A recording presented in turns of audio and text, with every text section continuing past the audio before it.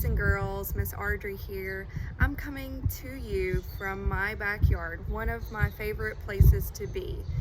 With this being our last week before summer break, I thought I would share with you some things that I enjoy doing out in nature. Sometimes I might even do this in my own backyard, or if I go somewhere else like a vacation. If you find yourself outside and wanting to be creative this summer, I have a few tips for you. Without further ado, the first one was inspired by Rosalind. So let me give you a quick look at this.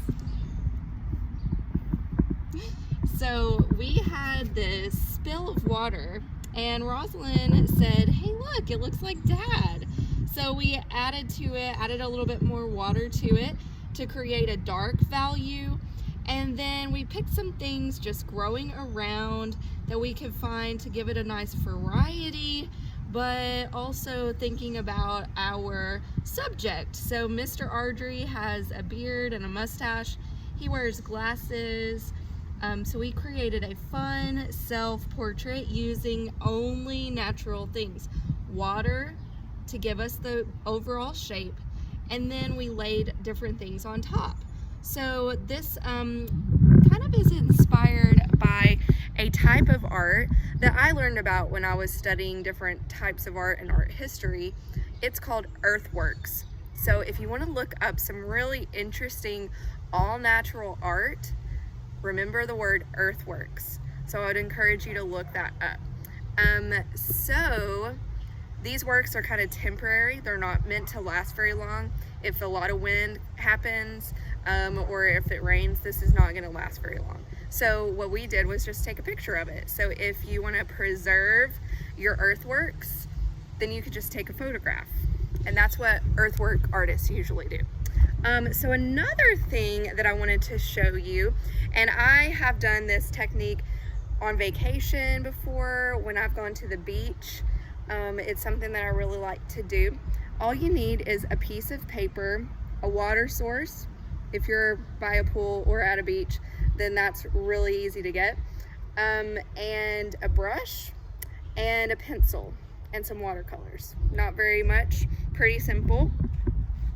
Oh yeah, and a pretty view. Okay, so I kind of set up a little station to work with, and I'm going to show you kind of what I'm doing really quickly. So you see I have a little cup of water, my brushes, pencil, watercolor, and I set up a little paper here using a little clip and a chair. You don't have to set this up, but I did it for the video. You could just have it on your lap. So first off, what you want to do is find a really nice scene that has some things close to you, some things in the middle, and some things really far back. So what I just described to you are the basics of creating the illusion of space in a landscape. So we have foreground, middle ground, background. Foreground, things are bigger, you can see details. Middle ground, things get a little bit smaller, or they appear smaller, less detailed, and things that are in the background appear the smallest, even though they're not. Like a full-grown tree looks almost the size of a rose, which we know that isn't true. But that's the appearance that you'll get when you're looking across a landscape. So I just started sketching, getting the fence here, thinking about my foreground, things that are close. I sketched out a rose. You could leave your landscape as is, or you can add things to it to stage it. So I added a little watering can. I sketched that. I have my garden beds over here. I'll probably make this a little bit darker. Got some posts that are growing some beans right now. And I don't want this to be super detailed. I'm just gonna give the look, okay, that I'm going for. And then I have this trellis that's going up and over, kind of like that. And then you only see part of it kind of folded back. It's really fun to create this illusion that things are kind of arching in space. So I would encourage you to do that. So remember, we always wash, dip, or dab, paint, and repeat. Wash, dab, paint, repeat. One of the keys of watercolor is leaving some white space. I had a teacher who used to say, you need to let your painting breathe. So you want to leave a little white. Remember, watercolor is really thin. Okay, so you can always come back over this and add layers and darken it and change the colors. Okay, but you want to leave some white. So when I'm leaving white in between, it kind of gives it a more in-depth look. Now, big areas, I can just go right back and forth, like my yard here has more of a big area. The front, things are gonna appear a bit darker, and as things get away from you in space, they're gonna look lighter and less detailed. So if you're starting to run out of color and you're gonna finish in background areas, then that's okay if it looks a little bit lighter. Now, because this is closer to me up here, I'm gonna do some little brush strokes here to make it appear the details of the grass. I didn't add any extra water there, so it looks a little bit darker right there. Okay, so it's just really fun, and I kind of like to use a really big brush. And just make it really simple. You don't have to get too worried. I'm doing this really fast too, okay? I'm gonna change colors, so I'm gonna wash. I think I'm gonna add in this tree here in my foreground. Okay. Wash, dab in my color, and paint. Again, I'm going real quick. This is a technique called plein air painting, which is actually from a French word, so I'm probably not pronouncing it exactly right, but I like to think I'm out in the plein air, I'm just out in nature. Okay, and you know, my fence, I'm actually gonna use my tray and take some of my brown into there. I'm gonna wash my brush, I'm gonna get a little bit of orange, I'm gonna put it in there. You know, this little area of the tray is great for mixing colors, but don't forget to wash it out before you close your paints. Now I'm just gonna put a quick little kind of tan that I just made up for my fence in the back there. I'm gonna be gentle going around any areas that are still a little wet. I might want to let this dry. Since you guys are just watching this video, I'm going super fast though. Let's see, we've got a little bit of brown for my flower beds here, so I'm just gonna come through, paint that in. Remember, go quick. It's kind of fun, and it doesn't have to be perfect. I love that about watercolor. It does not have to be perfect. You know, you really don't see a lot of dirt in my flower beds. I'm just gonna kind of imagine, I'm gonna just fill it in a little bit, and I'm gonna come back in just a minute with some green. Let's see here. You know what, I wanna add a little bit of black to give my green a different value, so it's not just the same all the time. So I added some black over here.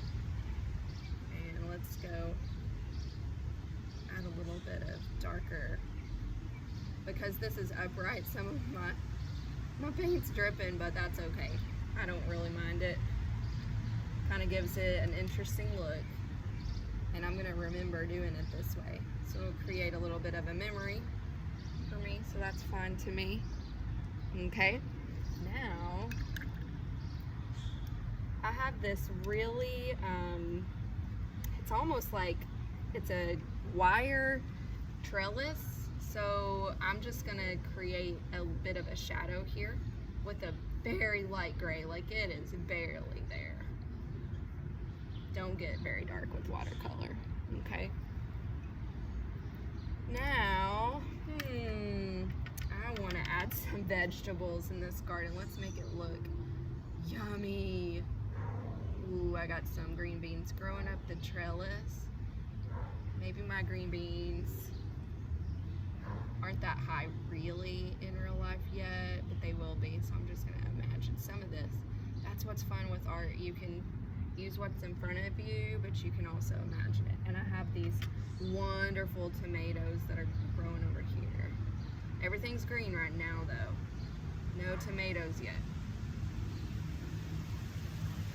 Okay, so starting to look like something interesting, like, ooh, I could walk into this picture. I want to see what's over there. Okay, very watery though. All right, so we have this shed, but I kind of don't want it in this picture. I want it to look a little bit dreamy, so I'm just gonna add some trees back here. Make it real light, because it's in the background after all. So I'm going to add a little bit more water to my brush, not a ton. There's some trees hinted at back there. Let's just imagine there's some more trees over here too. Even though they're not, I'm just going to kind of make some of it up, use my imagination, but it still looks very realistic at the same time. Okay, now we've got some very dark green. I'm going to use a little brown and some green to make these poles. I just want a dark value. Okay, right there. Getting a little bit liquidy, but that's okay. I also would encourage you to have a paper towel close by, especially if you're doing it upright like this, but like I said, it's probably best to not do it upright. Now, ooh, my favorite thing, the rose. That's my focal point. So, if it's something really big, you might want to do it last. This beautiful rose here looking over this garden. Ooh, I just had a little bird visitor. I really like this rose color. It has a lot of orange in it too, so I'm going to add that in.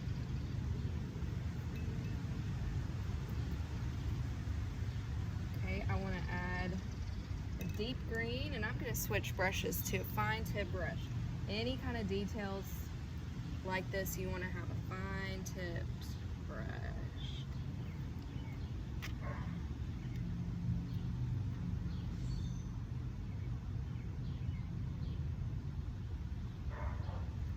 And because it is in the front, I want it to stand out the most, so I'm going to do the darkest. I have some black mixed into my green, so it'll just pop off of the page a little more. And it even stands out right in front of my tree there. There's a lot more flowers that are about to bloom on this rose. I can even include that. We have some little rose buds here that are just about to bloom.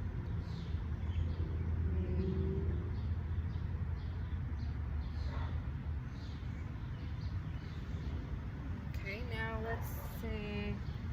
I really want to make my watering pot a little pale here stand out, so I'm going to make it darker. I know in real life it's a really bright green, but everything in my painting's a bright green, so I want it to stand out. So I'm going to imagine that it's a gray or a black, so it can stand out from everything else.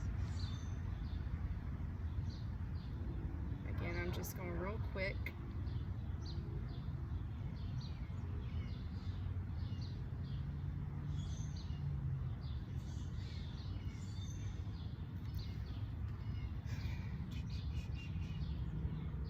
it's dark on the inside because it's a container. So there's a shadow down inside there.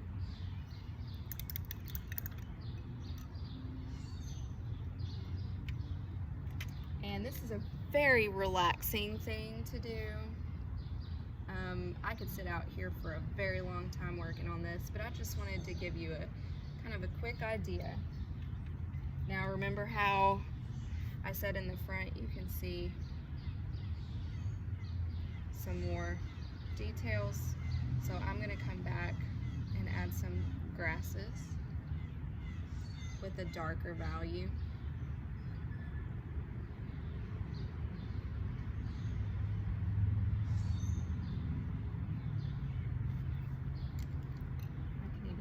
With a smaller brush.